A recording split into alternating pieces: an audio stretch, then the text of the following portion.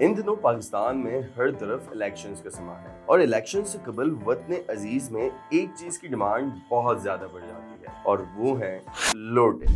سیاست سے لے کر طہارت تک لوٹوں کی اہمیت سے کون انکار کر سکتا ہے۔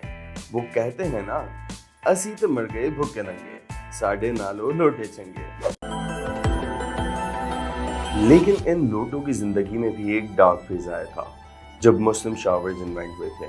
تب ان دیسی لوٹوں کی تو اہمیت ہی ختم ہو گئی تھی۔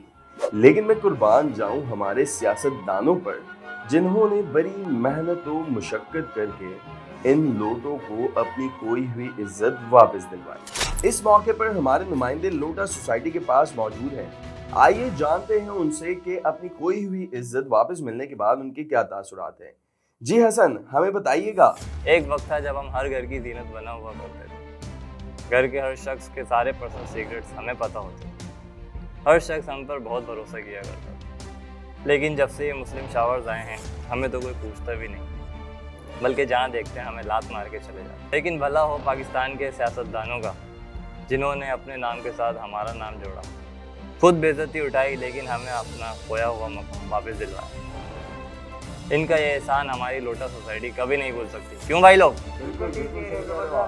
لیکن جہاں لوٹا سوسائٹی سیاست دانوں کے شکر گزار ہیں، وہیں حقیقی لوٹا سوسائٹی نامی ایک پارٹی بھی سامنے آئی ہے، جس کے کارکنان سیاست دانوں کے ساتھ اپنا نام لگانے پر احتجاج کر رہے ہیں۔ ہمارے نمائندے وہاں بھی پہنچ گئے ہیں۔ آئیے جانتے ہیں کہ حقیقی لوٹا سوسائٹی کے کیا مطالبات ہیں۔ جی حسن، بتائیے گا ہمیں۔ آپ کے کیا مطالبات ہیں؟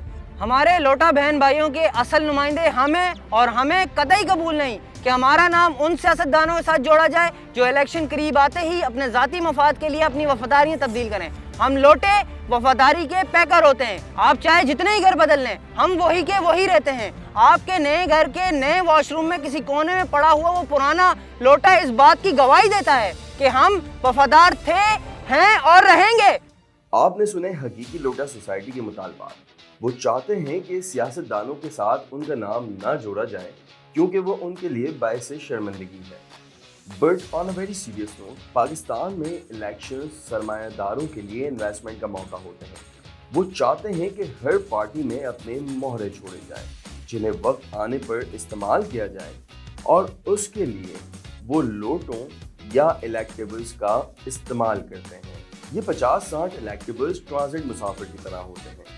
ان کا اپنا کوئی نظریہ نہیں ہوتا، یہ پپٹ ہوتے ہیں۔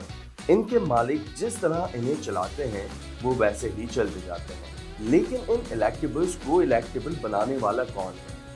وہ ہے اس ملک کی عوام، جو ہر الیکشنز میں انہیں اپنا مسیحا سمجھتے ہیں، ان کے جھوٹے وعدوں میں آ جاتے ہیں اور الیکشنز آنے پر ووٹ دے کر اپنا حکمران بنا لیتے ہیں۔ تو اس بار ووٹ دینے سے پہلے سوچیے گا ضرور کہ جسے آپ ووٹ دے رہے ہیں اس نے اپنی زندگی میں کتنی بار وفاداریاں تبدیل کی، اور کیا اس نے پہلے کبھی اقتدار میں آنے کے بعد آپ کے حالات تبدیل کیے یا صرف اپنا بینک بیلنس انکریز کیا۔